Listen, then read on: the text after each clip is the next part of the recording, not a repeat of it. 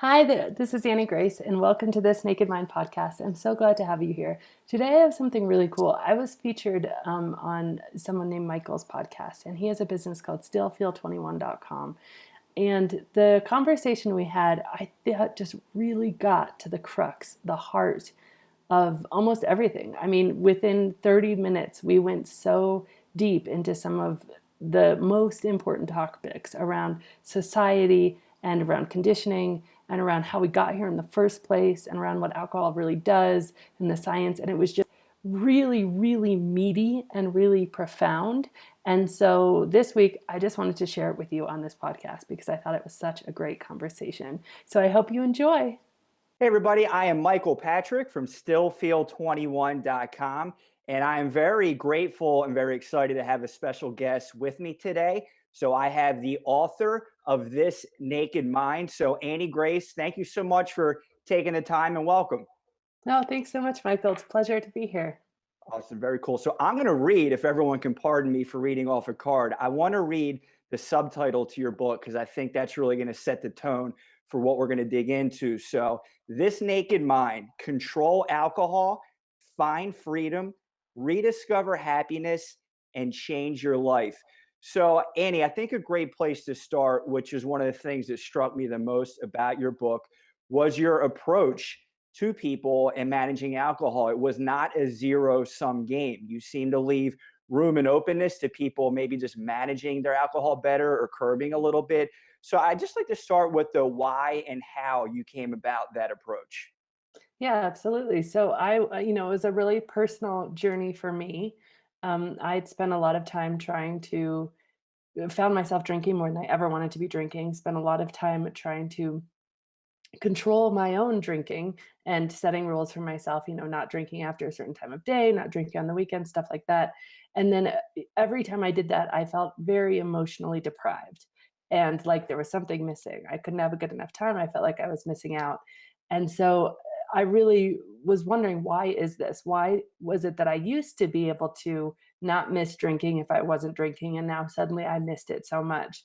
So I just did a ton of research. And one of the most interesting things, to your point, about the research I did is there's something called spontaneous sobriety, and it is affects 30% of people who have had any sort of problem with alcohol, where they go into sort of, I guess, spontaneous remission, if you will. They make a clear decision. And it isn't necessarily that they go to never drinking again. A percentage of those people go to drinking on occasion, drinking at levels that are no longer affecting their lives. And I said, okay, well, what is this spontaneous sobriety, and how do I get there? Yeah, and you said that was 30%. That's a massive number, that seems to me. A huge number. And it's been sort of proven to be more successful than certain treatment things as well, because when it comes my theory, and I don't know for sure because there's very little research done on spontaneous sobriety, but is that when it comes completely internally through probing questions, your own decisions based on just information, I would say that that would stick a lot firmer than if it's very external influences, people telling you what you should or shouldn't, can and can't do. Yeah, it's very interesting. I'm on a current break right now from booze. It's hit about 2 years. And in my early probing of this, I was in therapy at the time. It was really cool. My therapist and I both kind of came to the conclusion like, no declarative statements, no really thoughts or missions beyond just kind of see where it goes organically. And I think that just takes pressure off of things. So I think that's kind of where you're at with this approach. Absolutely. And I don't say, like, for me, that I don't drink.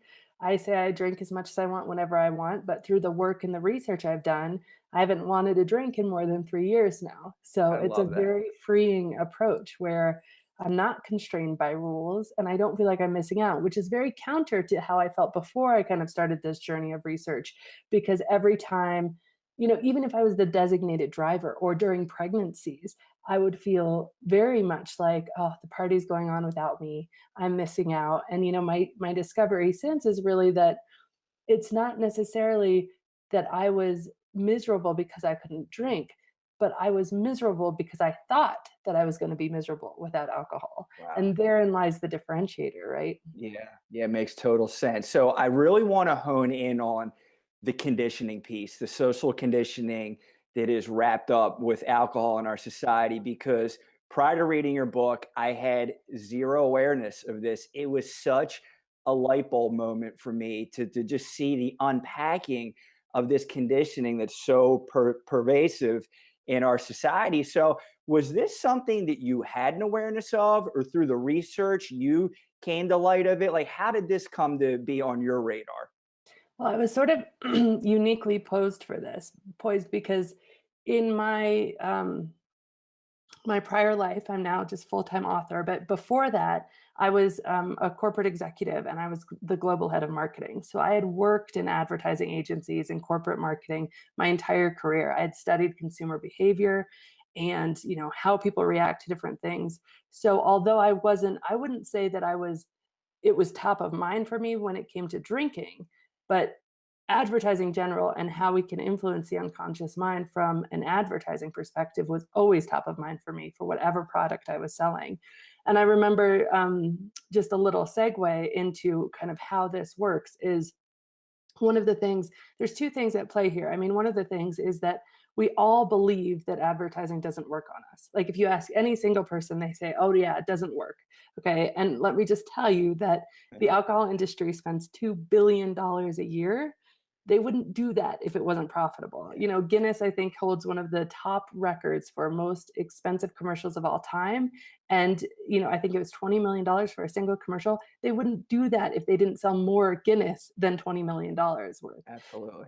And so we sit there and we say, okay, well, we see these commercials and they're ridiculous. I mean, I've seen commercials promising like a threesome, or you're going to be like all of a sudden ripped and amazing if you drink Michelob Ultra, all of this sorts of stuff. And we say, okay, that's ridiculous, and we dismiss it. And in that moment of dismissal, we don't realize that it's permeating our unconscious mind, that there's all this conditioning happening kind of below the surface. And I think in that moment of dismissal, we almost give it permission. And what a better approach is to look at these things and really say, wow, okay, how, we know this works. How is this working? And take a much more mindful approach, looking at commercials during the Super Bowl. And it's so interesting to me, Michael. We alcohol, I like to say that alcohol is the only drug on earth we sort of have to justify not taking. And I think a big reason we have to do that is because of this societal conditioning and how pervasive it is in our culture.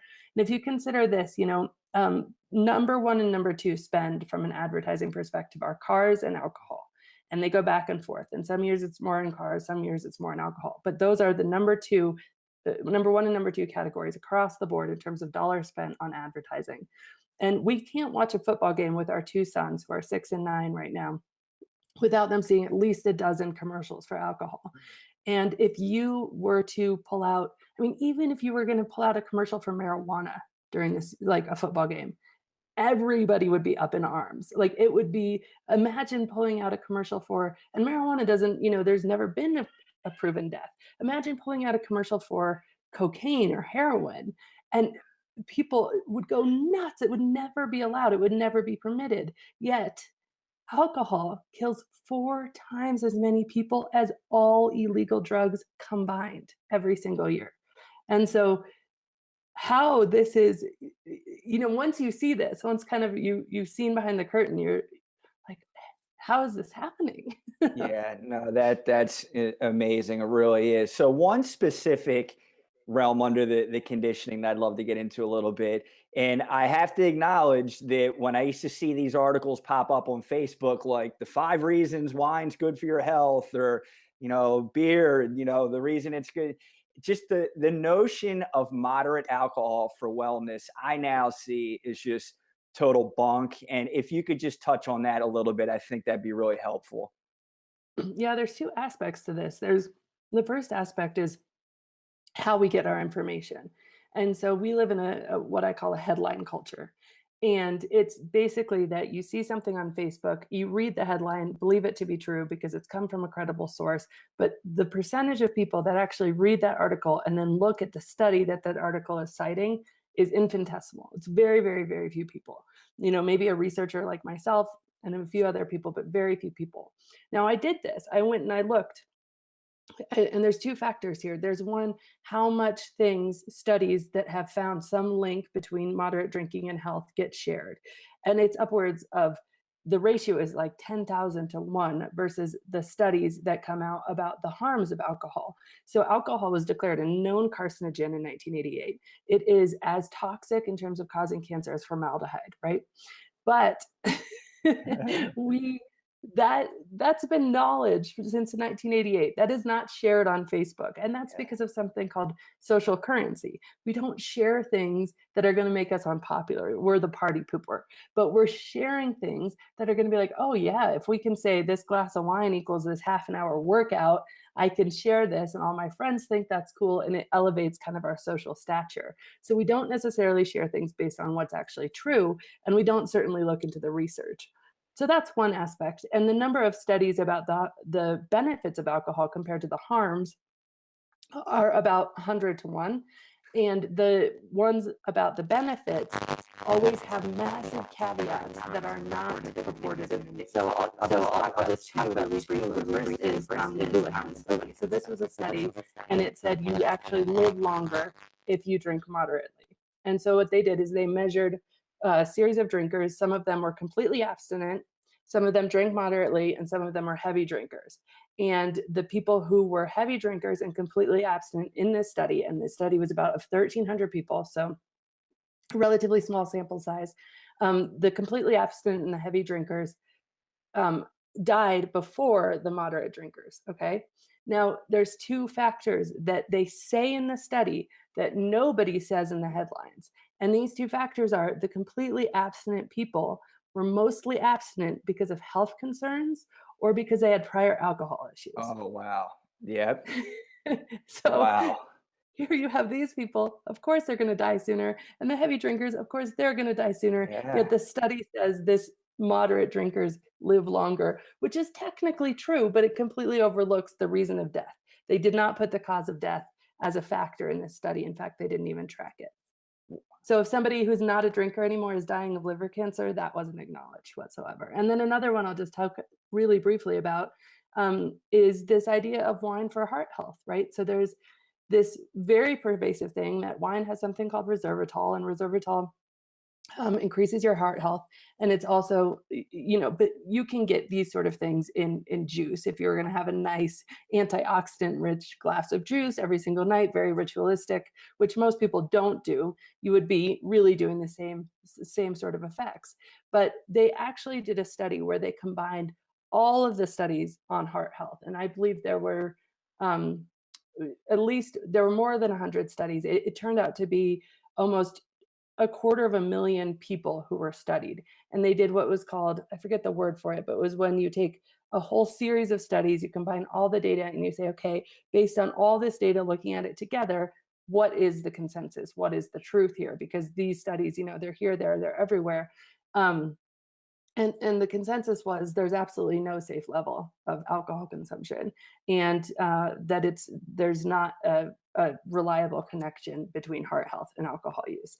And so, but again, that study, that massive, meta study of all the little studies, is not publicized. You can find it easily. I cite it in my book, but it's not something that's going to be shared widely on Facebook. All right. Now, the last piece under the conditioning, I just would love to hear you expand upon a little bit, is the notion that alcohol, even in a moderate realm, just to help you relax, alcohol being an agent for relaxation. And I can clearly look back now and see it was a subversive agent in my life. I think there was subtle anxieties that I was ramping up, but in that moment just had no awareness of. So if you could just unpack a little bit the conditioning notion that a glass or two of alcohol in the evening to unwind. Would love to hear your thoughts. Yeah, of course. So conditioning comes from a few sources. It comes from, our experiences. And we'll get into that because that's the most prevalent one with relaxation. It comes from our observations and our conclusions. And so we observe people relaxing after a hard day with a glass of wine all the time. I mean, that just always happens, whether it's the homicide detective who just got off a hard case, he's popping his beer, or, whatever the case is. So we've been very, very much observation of people relaxing. Happy hours are just for this factor. But then where really the kicker happens is with our experience, because our experience confirms this. Alcohol numbs your neural synapses, so actually you think slower after drinking, and that feels like relaxation. You numb whatever pain you're in for a short amount of time, and so that certainly feels like relaxation, and that confirms this. Now, here's the thing that you don't know, right? So you've got these observations, you've got these experiences, you form this belief, and I know I had this belief, without a doubt, like the sky was blue, alcohol relaxed me, I needed it to relax. What you don't know is that alcohol is a stimulant and a depressant. And we know that it's a depressant, but we don't really understand that, especially because it feels good in the moment. So, how this works is alcohol, when you drink it, your blood alcohol levels or your BAC, blood alcohol content, starts to rise. And it rises for about a half an hour. And when it's rising, you feel feelings like euphoria, you feel a pick me up, you feel, that stress relief, all of these things. And so you get one drink, you get about a half an hour rise. What you don't know is as soon as that half an hour is over, as the alcohol starts to leave your system, your blood alcohol levels start to go down.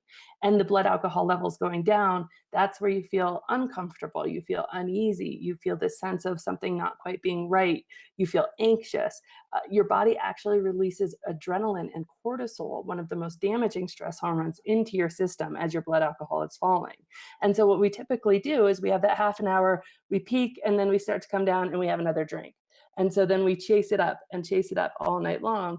And why this isn't really noticed is that we're trading a half an hour of, decent good feelings for 2 to 3 hours of quite negative feelings, is because we continue to escalate through the night. And then this big come down, this big letdown happens when we're asleep. And we wake up the next morning not feeling great. We feel more anxious. We feel more uncomfortable. We feel like, what did we do the night before? We wish would have made different decisions. Even if we haven't done anything stupid, or even if we didn't get drunk, we don't feel as good as we did. And we don't connect that to the drink. It is 100%. We don't feel as good. We don't have as much energy. We feel lethargic. We feel anxious. We feel uncomfortable because the alcohol has released these, stress hormones into our system. But we don't make that connection. We simply say we need some coffee, and then we start looking forward to 5 o'clock when we can have that next drink and take the edge off for a little bit of time. So for every drink, you're trading a half an hour of positive feelings for 2 to 3 hours of negative feelings, which you generally sleep off, but it continues with you. And so often the next drink is even better than the night before. I was recently on a radio show where the woman who was interviewing me, she's like, I always say that. I always say, I look forward to that second glass of wine, because that first glass of wine is bringing you up. You start to go down. That second glass of wine is bringing you up over where you start to go down from. So it's actually Wow. scratching an itch the first glass of wine created, which is just, so it just doesn't. And then there was one other aspect to this that I think is really relevant, is there was a study done of mice, and they took two different sets of mice, and one of them they kept sober, and then one of them they gave alcohol for, I believe it was a period of 30 days. And then they put these mice through an obstacle course and measured their stress response, and the mice that had been drinking were much less able to deal with stress. So there's not only the immediate effect of you're trading a half an hour for 2 to 3 hours, but then there's a cumulative effect of drinking over time makes you actually less able to deal with stressors. You react more intensely, you can't keep your calm, they feel more intense to you. And so what do you do, because you don't make the connection to alcohol, is you drink more because you're more stressed out, and there the cycle really continues and goes upward. Wow, just the awareness, just to get this information out there for people to make up their own minds. I think it's just critical to arm people with what's really going on. So that I appreciate you getting into that. So I feel like there seems to be an awakening going on, but I can't tell if just because I'm currently on a break, my antenna is up more for those kind of articles and mentions online, but I feel like it's popping up all over. I've taken a year off. Here's what's happened, and just is there something going on out there right now, or am I just kind of dialed into that lane? No, there's definitely something going on. And first of all, I will say, to your point of, it's just good to have the information, right? It doesn't mean that we need to make any sort of decisions. And it certainly doesn't mean that if you do have a drink that you're like destined to be, it's not a black and white conversation. It's a whole spectrum. And just being mindful of the information is really where the keys are, because then you can make mindful decisions feeling fully equipped. And then in terms of the trend, I mean, it's amazing what's happening right now. There are more sober lit books published to January 1st, especially in the UK, than kind of ever before. So more people are writing about this, more people are getting the awareness out. There is more of Mind Body Green said sobriety was one of the big health trends to watch and become aware of, because it's not people who are, I never had a rock bottom experience. People who knew me said, "Oh, I've never even really seen you drunk," and I think it's more and more people who are just like, "Oh, I don't know that this is allowing me to live my best life." There's a huge awakening among entrepreneurs because they've realized that stopping drinking leads to this explosive success, because all of a sudden they have time and awareness, and they get really clear on where they're going and who they want to be and what they want to be doing with their time. And so alcohol numbs us, and you can't numb it, you can't numb individually. It numbs across the board. So it's really amazing. But the most interesting and I think hopeful part of this is there was a study done recently on young, like millennials and even earlier, so 20 to 25-year olds. And 20 to 25-year-old non-drinkers is at the highest level it's ever been in kind of recorded history. So people at that age level are saying, okay, alcohol, that's kind of my parents' drug. I don't want anything to Wow. do with that. And it's for a lot of reasons. There's a huge health consciousness with that age group, and their lives are completely on social media. So almost everything they do is recorded. I mean, I know when I was in high school, nobody was posting pictures of the parties on the phones, Yeah, thank goodness. thank God. Me too. But for them, they're like, it's just not worth it. I don't want to be made a fool of. I don't want to be that drunk. That's My parents did that. I saw it. That was stupid, and that's not for me. So that's like a statistically proven thing that young people are drinking less than ever before. That's fascinating. So I'd like to wrap up here. I believe there is a newer version of This Naked Mind out. Is that correct, Annie? Yep, yep. It just came out. I self-published, and I guess to the point of things changing, Penguin Random House said, "Oh, I want this book," and so they've recently republished it traditionally as of January 2nd. So yeah. That's awesome. Congrats on that. And I'll make sure to link to your site in the video description here. Just on a personal note, I think you're doing critical work out there, and I love your approach. I think it's inclusive. It allows room for anyone just to be armed with information and make a decision on their own. I have a very short list of books that have been so profound in my life, and yours absolutely is included in that. So thank you for the work you do, and especially taking the time to join me today. It was a really fun chat. Yeah, it was a pleasure. Thank you for having me. I appreciate Okay. it.